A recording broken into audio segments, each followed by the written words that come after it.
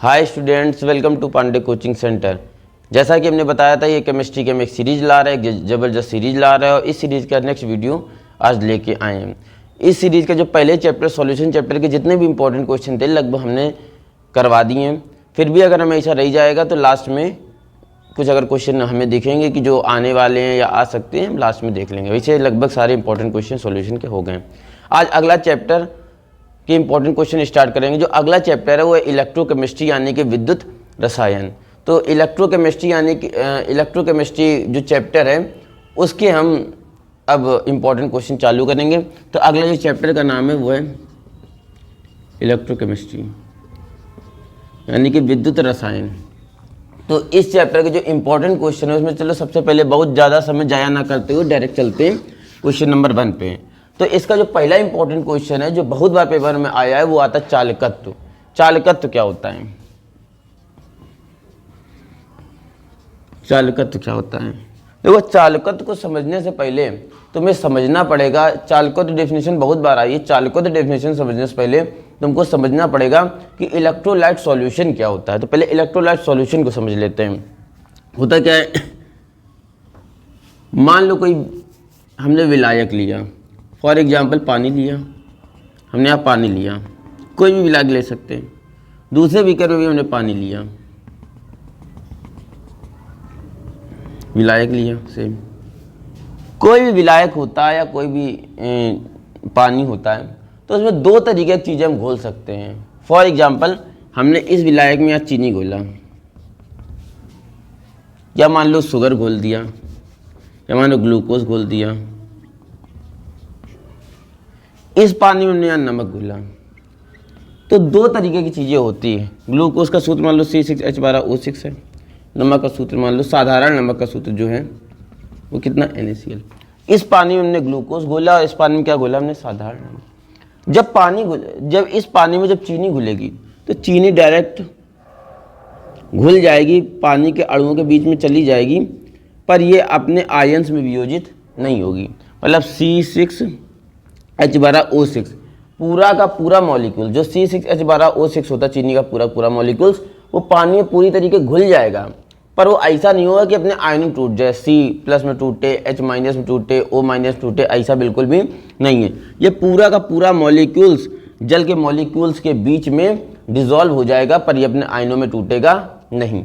पर अगर हम नमक घोले वहीं पानी में तो नमक क्या करेगा? जैसे जल में जाएगा ये अपने आयनों में टूट जाएगा, Na+ और Cl- में।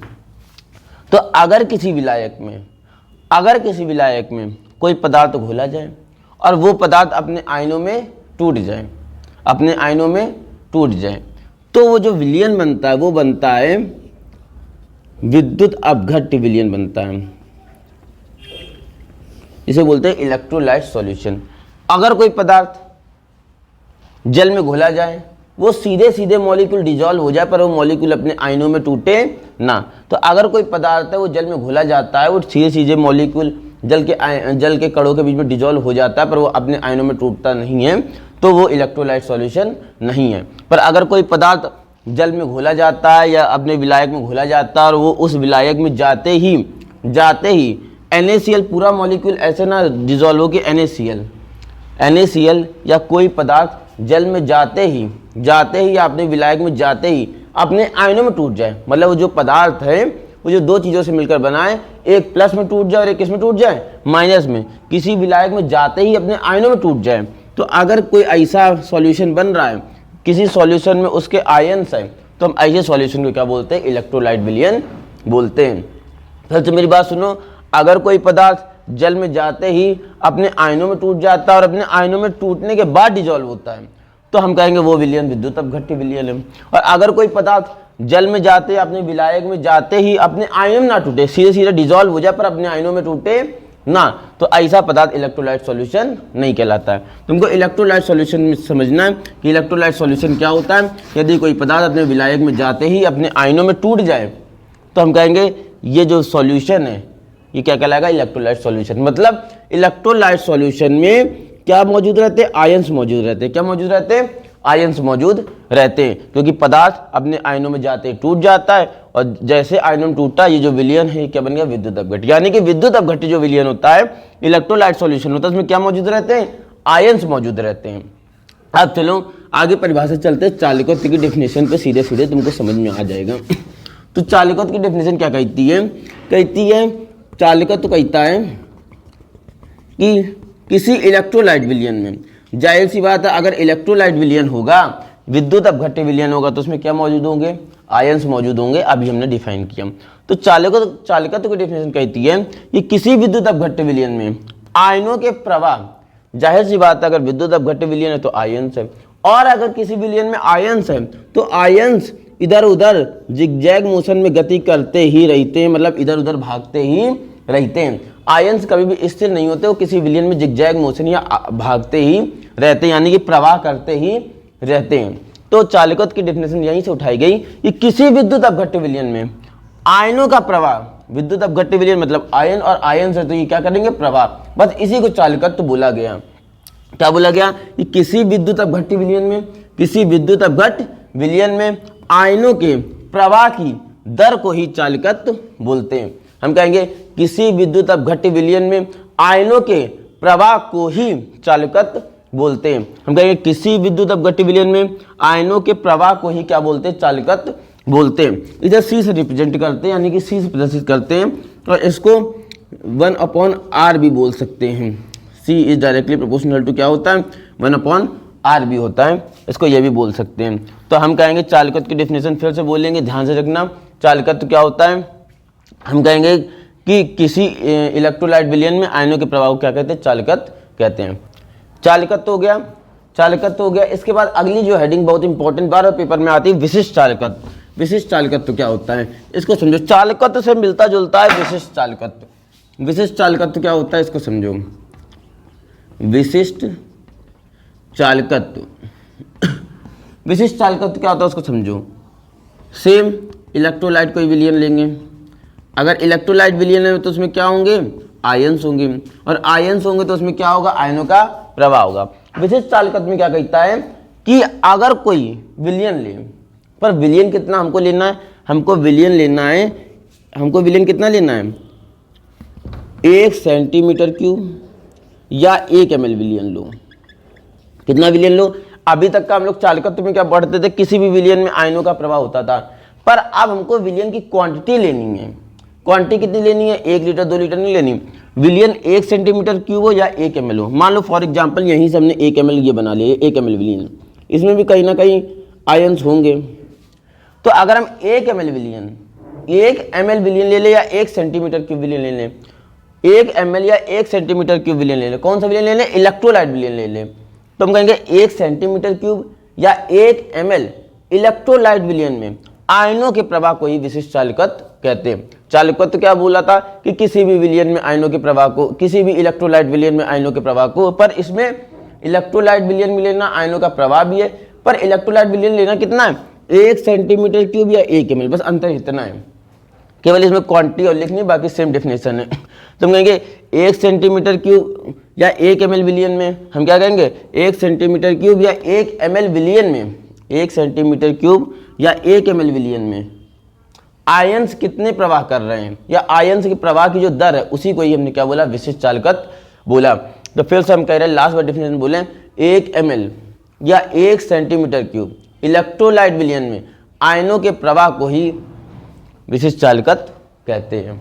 इसको कप्पा से प्रदर्शित करते हैं, किसे प्रदर्शित करते हैं, कप्पा से, और इसका फार्मूला होता है Cl/A। Cl क्या होता है, ये A क्या होता है, ये सेल कांस्टेंट होता है, इसको अभी आगे चल के चर्चा करेंगे जो आने वाले टॉपिक है, ठीक है। इसके बाद अगले डेफिनेशन में चलते हैं। तो हेडिंग विशिष्ट चालकत्व हो गई। अब जो अगली डेफिनेशन है वो है मूलक चालकत्व। काफी डेफिनेशन आता है, मूलक चालकत्व क्या होता है, तो मूलक चालकत्व को हमको समझते हैं क्या होता है।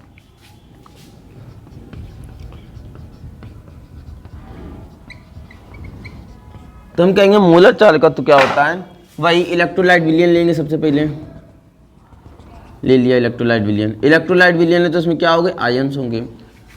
चालकत्व में किसी भी विलयन में आयनों का प्रवाह चालकत्व कहलाता था। विशिष्ट चालकत्व में क्या था, विलियन की हमने क्वांटिटी ले ली थी, कितनी ले ली थी, 1 सेंटीमीटर क्यूब या 1 ml, कहते थे 1 सेंटीमीटर क्यूब या 1 ml विलियन में आयनों के प्रवाह को क्या कहते थे, विशिष्ट चालकत्व। इसमें भी क्वांटिटी लेंगे, पर इसमें क्वांटिटी क्या लिखेंगे, सांद्रण में लेंगे। हम कहेंगे 1 मोल सांद्रण। अगर हम विलियन कितना ले ले, 1 मोल सांद्रण, कितना ले ले विलियन, उसका सांद्रण कितना ले ले, 1 मोल। कोई 1 मोल सांद्रण विलियन ले लो। और कौन सा विलियन लेना है 1 मोल सांद्रण, इलेक्ट्रोलाइट विलियन। तो हम कहेंगे 1 मोल सांद्रण, ये क्वांटिटी होती है विलियन की, ये क्वांटिटी होती है, कितना लेना विलियन, 1 मोल सांद्रण।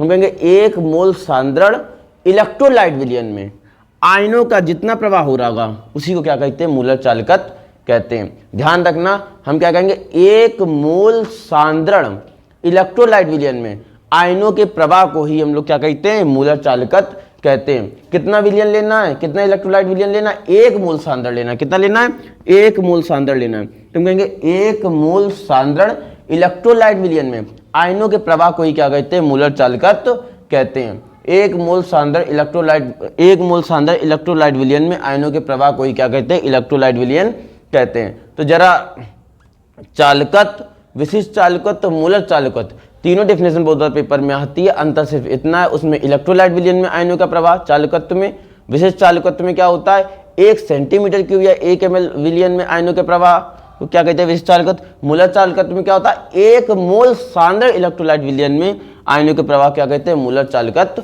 कहते हैं। क्या बात समझ में आ रही है कि नहीं आ रही है। अब देखो इसका जो फार्मूला होता है वो क्या लिखते हैं, लैम्डा बराबर कप्पा इंटू 10⁻³ इसको लैम्डा से प्रदर्शित करते हैं, तो इसका फार्मूला ये होता है। इसको नोट कर लो। इसमें ये अभी हम आगे चल के समझाएंगे इसमें m क्या होता है, कप्पा क्या होता है, ये सारी चीज़ें अभी आने वाले जो हेडिंग है उसमें डिफाइन होगी। फिलहाल के लिए हमने चालकत्व, विशिष्ट चालकत्व, मूलर चालकत्व की डेफिनेशन दी, उसमें अंतर क्या होता है, तीनों के फार्मूले 2-2 नंबर में काफ़ी बार आ चुके हैं बोर्ड पेपर में और बहुत इंपॉर्टेंट है, इस बार भी आने की संभावना है। फिलहाल तीनों डेफिनेशन उतार लो और इसके लास्ट में चाहो तो थोड़ा बोर्ड बिगाड़े दे रहे हैं, इन तीनों की अगर आपको डेफिनेशन ना समझ में ना आपको याद हो पा रही हो या ऐसा लग रहा हो कि भैया एक बार लिख के दे दो, तो हम 2 मिनट के लिए आपको बोर्ड में पूरा का पूरा चालकत्व, विशिष्ट चालकत्व, मूलर चालकत्व आपके बोर्ड में आ जाएगा,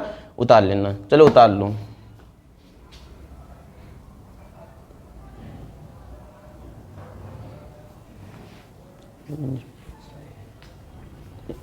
अगले इंपॉर्टेंट क्वेश्चन में आते हैं।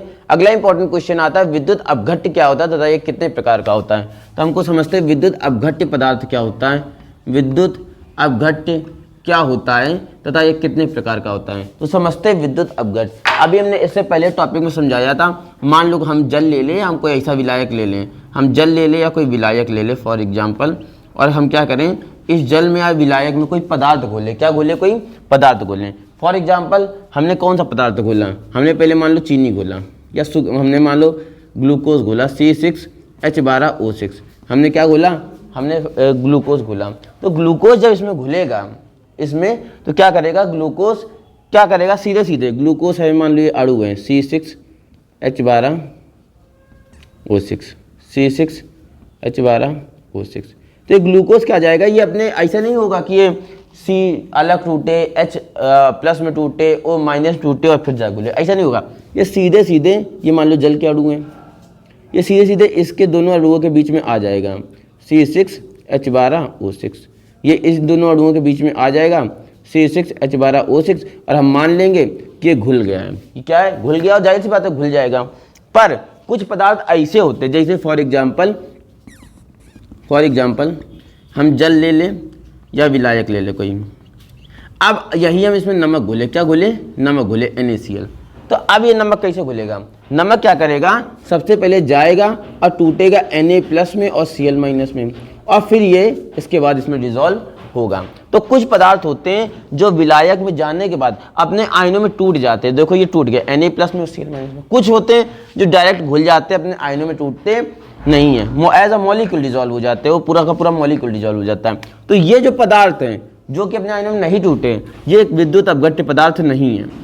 और वो पदार्थ जो जल में जाते ही या किसी विलायक में जाते ही अपने आयनों में क्या हो जाते हैं, टूट जाते हैं, वो पदार्थ क्या कहलाते हैं, विद्युत अपघट्य कहलाते हैं।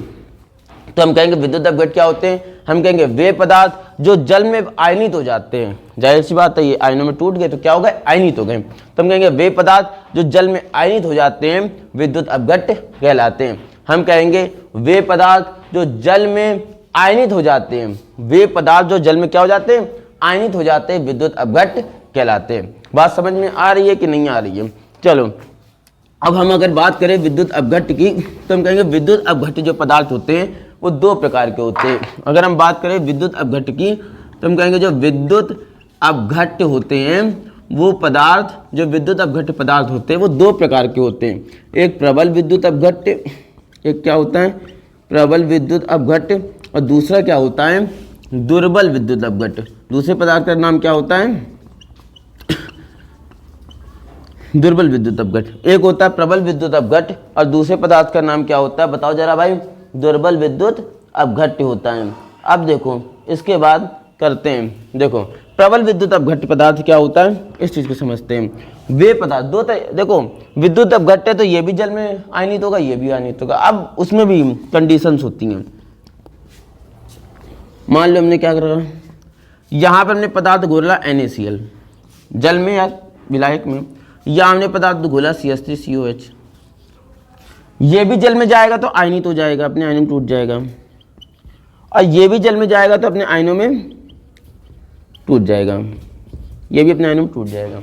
पर अंतर क्या है, ये जब जाएगा मान लो इसके 100 मॉलिक्यूल्स गए, मान लो NaCl के कितने गए 100 मॉलिक्यूल्स गए, फॉर एग्जांपल मान लो 100 मॉलिक्यूल्स गए किसी वाटर में या किसी विलायक में, तो NaCl के 100 मॉलिक्यूल्स में प्रोबेबिलिटी ये रहेगी कि 90, 92, 98 का लगभग 98 मॉलिक्यूल ऐसे होंगे जो अपने आयनों में टूट जाएंगे, यानी कि पूर्णतः आयनित हो जाएंगे। लगभग सारे मॉलिक्यूल्स पूर्णतः आयनित हो जाएंगे। पर CH3COH को जब घोलोगे तो हो सकता है इसके तुम 100 मॉलिक्यूल्स पानी में घोलो, 100 मॉलिक्यूल्स पानी में घोलो, 100 के 100 ना आयनित हो सकता है 50 केवल आयनित हो सकता है केवल 60 आयनित हो, ये हो सकता है। तो ये भी आयनित हुए, आयनित ये भी हुए, पर हुआ क्या, इसके मॉलिक्यूल्स ज्यादातर आयनित हो गए, या ये कह सकते हैं लगभग इनके जो मॉलिक्यूल्स है वो पूर्णतः आयनित हो गए। इसके मॉलिक्यूल्स ज्यादा आयनित नहीं हुए हैं पर बहुत कम आयनित हुए। तो दो प्रकार के होते हैं विद्युत अपघट्य, एक प्रबल विद्युत अपघट्य, दूसरा दुर्बल विद्युत अपघट्य। प्रबल विद्युत अपघट्य क्या होते हैं, हम कहेंगे वे पदार्थ जो जल में या जो विलायक में पूर्णतः आयनित हो जाते हैं, लगभग पूर्णतः आयनित हो जाते हैं, प्रबल विद्युत अपघट्य कहलाते हैं। देखो लगभग 100 में 98 मॉलिक्यूल्स आयनित होना, इसका मतलब लगभग पूर्णतः आयनित हो गए। दुर्बल विद्युत अपघट्य क्या होता है, वे पदार्थ जो जल में या किसी विलायक में पूर्णतः आयनित नहीं होता है, पूर्णतः नहीं हुए पर हाँ कुछ भाग आयनित हुआ, 100 में 50 मॉलिक्यूल्स आयनित हो गए, आयनों में टूट गए, तो मतलब पूर्णतः आयनित नहीं हुए पर हाँ आयनित हुए हैं। तो हम कहेंगे विद्युत अपघट्य दो प्रकार के होते हैं, प्रबल विद्युत अपघट्य, दुर्बल विद्युत अपघट्य। प्रबल विद्युत अपघट्य क्या होता है, हम कहेंगे वे पदार्थ जो जल में लगभग पूर्णतः आयनित हो जाते हैं, प्रबल विद्युत अपघट्य कहलाता है। दुर्बल विद्युत अपघट्य क्या होता है, हम कहेंगे वे पदार्थ जो जल में पूर्णतः आयनित नहीं होते, दुर्बल विद्युत अपघट्य कहलाते हैं। हम कहेंगे वे पदार्थ जो जल में पूर्णतः आयनित हो जाते हैं, प्रबल विद्युत अपघट्य, और वे पदार्थ जो जल में पूर्णतः आयनित नहीं होते, दुर्बल विद्युत अपघट्य कहलाता है। 2019 में ये क्वेश्चन आया है और भी पिछले साल कई सालों में आया है क्वेश्चन, तो इंपॉर्टेंट क्वेश्चन है। अब इसकी जो डेफिनेशन है वो हम तुम्हारे उसमें रखे दे रहे हैं, तो ये याद कर लो, सेम डेफिनेशन है और विद एग्जांपल है, तो आपकी स्क्रीन पे दिख रहा होगा विद्युत अपघट्य और प्रबल और दुर्बल विद्युत अपघट्य। ये उतार लो डेफिनेशन और फटाक से इसके बाद अगले इंपॉर्टेंट टॉपिक पे चलते हैं। जो अगला इंपॉर्टेंट टॉपिक है वो हमने बना रखा है क्योंकि इसको बनाने में टाइम लगता। जो अगला इंपॉर्टेंट टॉपिक है वो मानक हाइड्रोजन इलेक्ट्रोड, पेपर में आने वाला काफी इंपॉर्टेंट क्वेश्चन है। इसको देखो, इसको कोई बहुत ज्यादा एकदम वर्ड टू वर्ड नहीं लिखता है, चित्र केवल इसका मेन होता है, चित्र देख लो, और एक चित्र आपके हम स्क्रीन पे भी डाल देंगे जो किताब का बना हुआ चित्र है। जाहिर सी बात है किताब जैसा एकदम सुंदर चित्र तो नहीं बनाया जा सकता, पर हाँ सेम चित्र लगभग बनाया है, और वैसा ही एक किताब का जो चित्र है वो है। अगर आपको ज़्यादा बहुत स्पष्ट रूप से ना समझना हो तो एक बार किताब का भी चित्र देख लेना, जो आपके स्क्रीन पर डाल दिया जाएगा, ठीक है। तो आप देखो मानक हाइड्रोजन जो इलेक्ट्रोड है, पहले उसको समझो होता क्या है। मानक हाइड्रोजन इलेक्ट्रोड को हम स्टेप बाय स्टेप समझाएंगे, उसको समझना। अब बस बिल्कुल वैसे ही अपने शब्दों में तुम लोग लिख सकते हो, बस इसका चित्र जरूरी होता है और अपने शब्दों में लिखना रहता है, और बहुत इंपॉर्टेंट क्वेश्चन है, हर बार पेपर में आता है, तो ध्यान से समझना। हम क्या लिखेंगे, हम लिखेंगे, तो हम समझाते सबसे पहले नॉर्मली भाषा में समझाते हैं, फिर एक ऑफिशियल भाषा में समझाएंगे। होता क्या है, सबसे पहले क्या होता है, देखो हम एक बीकर लेते हैं, बीकर लिया, बीकर में हमने क्या भरा, ये देखो जो तुम्हें सॉल्यूशन भरा दिखाई पड़ रहा है, इसे बोलते हैं HCl। क्या बोलते हैं? HCl। सबसे पहले हम एक बीकर लेते हैं, बीकर में क्या लेते हैं? HCl। HCl के बाद हम ये जो ग्लास ट्यूब है, उस ग्लास ट्यूब को हम उल्टा करके डाल देते हैं, यानी कांच की नली बोलते हैं इसे, ग्लास ट्यूब डाल दिया। फिर हमने क्या करा, ग्लास ट्यूब के अंदर से एक वायर निकाला। देखो ये वायर है, ये वायर जो होता है वो प्लेटिनम का बना होता है। प्लेटिनम एक धातु होती है, प्लेटिनम का बना होता है। और इसी वायर धातु से एक हमने एक प्लेट बांध दी। ये प्लेट भी किसकी होती है? प्लेटिनम की होती है। अब क्या होता है, अब ये जो कांच है, ये जो ग्लास ट्यूब है, इसी के एक सिरे से हम हाइड्रोजन गैस छोड़ते हैं।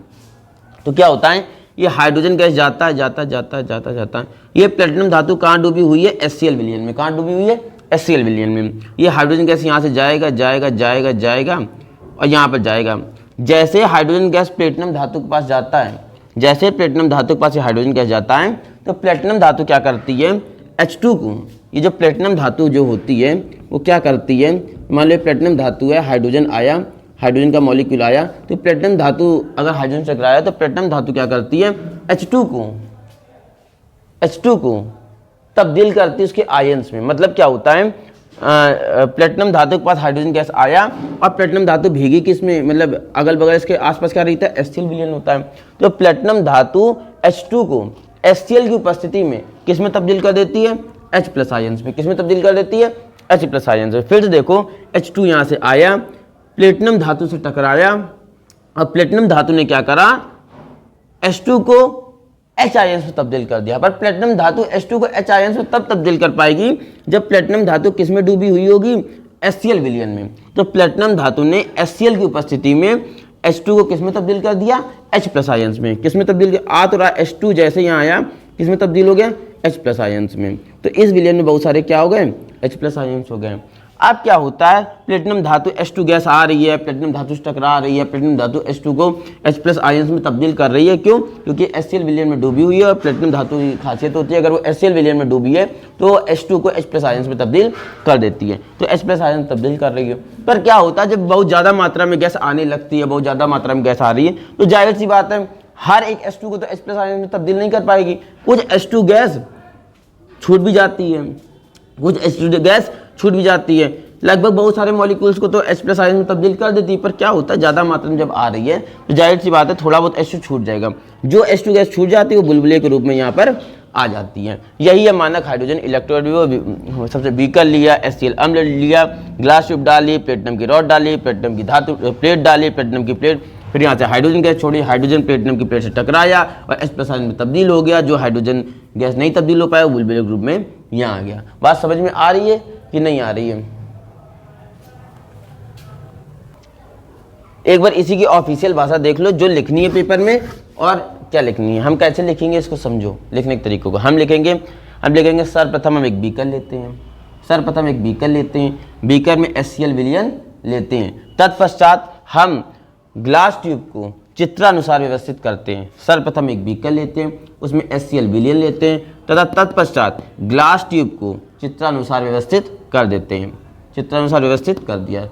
तत्पश्चात हम ग्लास ट्यूब को ऊपरी भाग से एक प्लेटिनम की तार डालते हैं। तत्पश्चात हम ग्लास ट्यूब के ऊपरी भाग से प्लेटिनम की एक तार डालते हैं। इस प्लेटिनम की तार के निचले भाग में एक प्लेटिनम की क्या बंधा रहता है?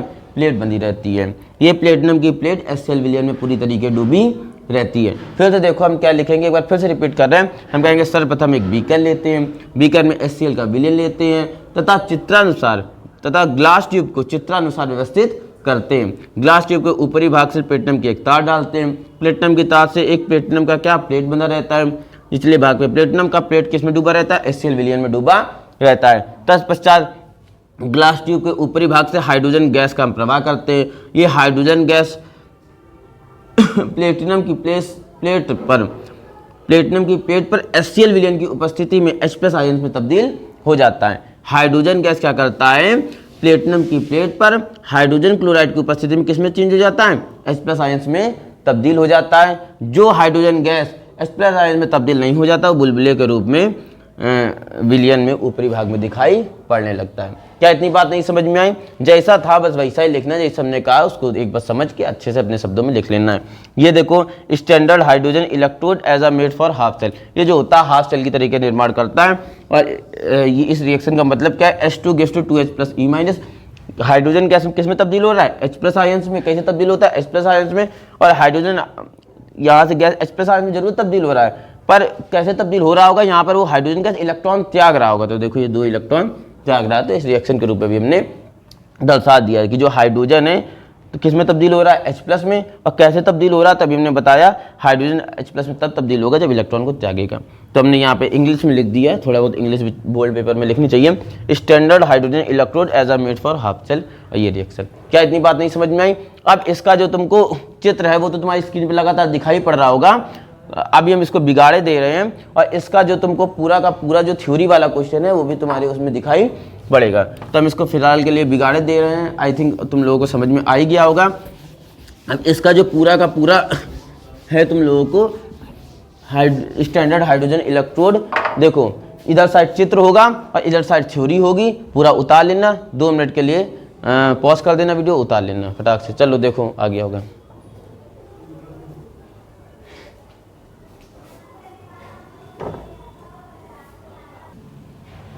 ठीक है, आई थिंक इतने इंपॉर्टेंट क्वेश्चन हो गया। कुछ न्यूमेरिकल्स करवा देते हैं, क्योंकि इस चैप्टर की क्या है, न्यूमेरिकल्स बहुत इंपॉर्टेंट है। न्यूमेरिकल्स ही ज़्यादातर आते हैं। और एक बात यह है कि अगर इस चैप्टर को आप लोग न्यूमेरिकल नहीं समझ पाए, मतलब समझा नहीं है, तो करना भी बहुत कठिन है। पर जिस तरह हम समझाएंगे अगर समझ लोगे बड़ा आसान है। तो चलो पहला न्यूमेरिकल समझाते हैं, जो कि बहुत ही ज़्यादा सिंपल है। पहला जो क्वेश्चन न्यूमेरिकल है वो आपकी स्क्रीन पर दिख जाएगा। न्यूमेरिकल से क्या कह रहा है, ध्यान से समझना। ये क्वेश्चन आपकी स्क्रीन पर दिख जाएगा। क्वेश्चन क्या कह रहा है कि 298 केल्विन पर 0.20 MkCl विलयन की चालकता 0.025 है। तो कह रहा मोलर चालकता की गणना करो। किसकी गणना करनी है, मोलर चालकता की गणना करनी है। मोलर चालकता की हमको गणना करनी है। किसकी गणना करनी है, मोलर चालकता का जो फार्मूला होता है वो होता है लैम्डा से प्रदर्शित करते हैं। तो इसका जो फार्मूला होता है वो होता है लैम्डा m बराबर kappa into 1000/m। Lambda m बराबर मोलर चालकता का फार्मूला क्या होता है, मोलर चालकता इंटू 1000/m। अच्छा आप देखो, हमको मोलर चालकता यानी कि लैम्डा m ज्ञात करना है। चालकता कितना दिया गया है, अगर तुमने क्वेश्चन देखा होगा तो चालकता कितना दिया गया, 0.025 के कप्पा चालकता यानी कि कप्पा कितना दिया गया, 0.025, 1000 जगह 1000। m देखो विलियन का कितना मोल दिया गया, तो देखो लिखा होगा 0.20 MkCl। क्या ये सब तुम आपको स्क्रीन पे देख रहा, 0.20 MkCl। तो देखो ये जो है यही तो मोल है, 0.20। m कितना है, 0.20। यहाँ से मान निकालो, खुद ही समझ में आ जाएगा। अगर मान निकालोगे तो आ जाएगा 120 सेंटीमीटर स्क्वायर मोल इनवर्स। इसका जरा गुणा भाग करके निकालो, क्या इतना ही निकल रहा है कि नहीं, देखो जरा निकालो।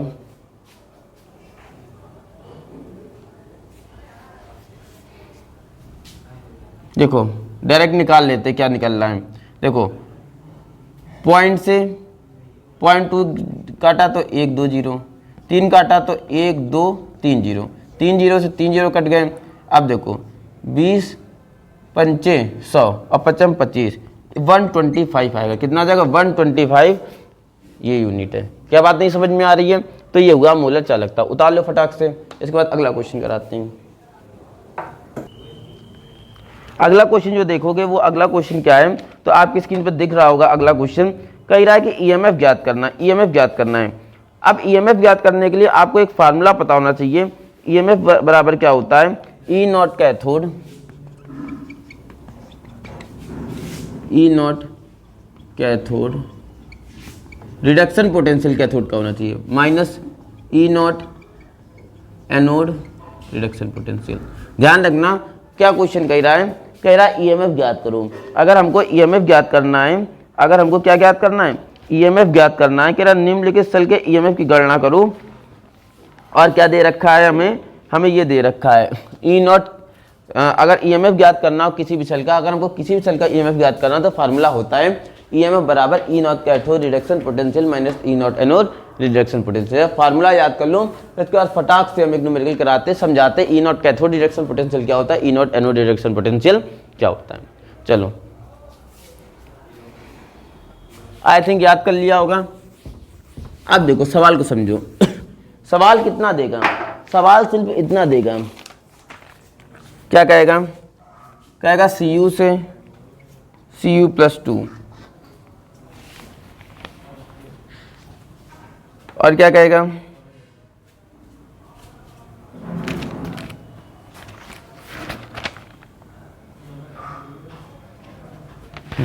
सॉरी एक मिनट जरा पॉज करो वीडियो, क्वेश्चन कहाँ चला। अगला जो क्वेश्चन है Zn से Zn+2 और क्या है ऑब्लिक Cu+2 से Cu, ठीक है। अब हमें दे क्या रखा, हमें दे रखा E0 Zn+2 से Zn बराबर माइनस का 0.76 वोल्ट और क्या दे रखा है E0 Cu+2 से Cu प्लस का 0.34। इस तरीके के क्वेश्चन को समझने के लिए क्या कह रहा है, EMF ज्ञात करूं। क्वेश्चन आपकी स्क्रीन पर दिख जाएगा, ये एक इस तरीके कुछ लिखा होगा और क्या कहेगा E0 जो रिडक्शन पोटेंशियल है Zn+2 का ये है और ये E0 जो है वो ये है। अब समस्या, अगर EMF ज्ञात करना है तो सबसे पहले फार्मूला पता होना चाहिए। EMF बराबर क्या होता है E0 cathode reduction potential minus E0 anode reduction potential. पर समस्या ये कि हमको ये नहीं पता है कि इसमें कौन सा कैथोड है और कौन सा एनोड है। तो सबसे पहले हमारी चीज़ को एकदम ध्यान से सुनना, हम बहुत अच्छे से बता रहे हैं, एक एक बात ध्यान रखना और एक सवाल हो जाएगा तो लगभग सारे सवाल हो जाएंगे। तो हम क्या कर रहे हैं, सबसे पहले पहला रूल को ध्यान रखना। एनोड और कैथोड पहचानने के लिए हमको दो चीज़ें पहचाननी, एक तो कौन सा एनोड है कौन सा कैथोड है, दूसरा क्या इसमें रिडक्शन पोटेंशियल हो रहा है या ऑक्सीडेशन पोटेंशियल हो रहा है, क्योंकि हमको यहाँ पर रिडक्शन पोटेंशियल चाहिए। पहली बात तो हमें एनोड और कैथोड पता होना चाहिए, दूसरा हमें यहाँ रिडक्शन पोटेंशियल चाहिए। तो सबसे पहले पहला रूल एनोड और कैथोड पहचानेंगे। कैसे पहचानेंगे, वो इस वाली लाइन से हमेशा पहचानेंगे। किस वाली लाइन से, इस वाली लाइन से एनोड और कैथोड। कैसे पहचानेंगे, तो देखो यहाँ पर क्या हो रहा है, यहाँ ऑक्सीडेशन नंबर बढ़ रहा है, यहाँ 0 ऑक्सीडेशन, इसमें क्या हो गया +2, यानी कि इसमें क्या हो रहा है ऑक्सीडेशन बढ़ रहा है। इसमें देखो यहाँ +2 है, यहाँ पर क्या है ऑक्सीडेशन नंबर 0, तो यहाँ पर क्या हो रहा है ऑक्सीडेशन नंबर क्या हो रहा है घट रहा है। जहाँ ऑक्सीडेशन नंबर बढ़ रहा हो, जैसे 0 से +2 हो गया, वहाँ होता है एनोड। क्या होता है एनोड। जहाँ ऑक्सीडेशन नंबर घट रहा हो वहाँ क्या होता है कैथोड। तो हमको ये तो पता चल गया कि ये जो Zn है वो एनोड है और जो Cu है वो क्या है कैथोड है। तो पहली लाइन से हमने पहले रूल से ये जाना कि जो Zn है वो क्या है एनोड है और जो Cu है वो क्या है कैथोड। तो हमको ये पता चल गया कि एनोड क्या है, एनोड Zn है और कैथोड क्या है ये। अब हमको एक चीज़ और ध्यान रखनी है, यहाँ पर कैथोड है तो हमें कैथोड का मान पता चल गया, ये एनोड है तो हमको एनोड का मान पता चल गया ये। पर एनोड का भी रिडक्शन हो रहा है और कैथोड का भी क्या हो रहा है रिडक्शन। तो क्या यहाँ पर जो एनोड और कैथोड का मान दिया गया, क्या वो रिडक्शन का मान दिया गया या ऑक्सीडेशन का मान दिया गया, हमको ये पता लगाना है। तो देखो यहाँ पर क्या हो रहा है, देखो +2 से क्या हो रही है ऑक्सीडेशन नंबर कम हो रहा है, तो क्या हो रहा है यहाँ पर रिडक्शन हो रहा है। अगर ऑक्सीडेशन नंबर कम होगा तो ये क्या हो रहा है रिडक्शन। किसका रिडक्शन हो रहा है एनोड का। किसका रिडक्शन हो रहा है एनोड का।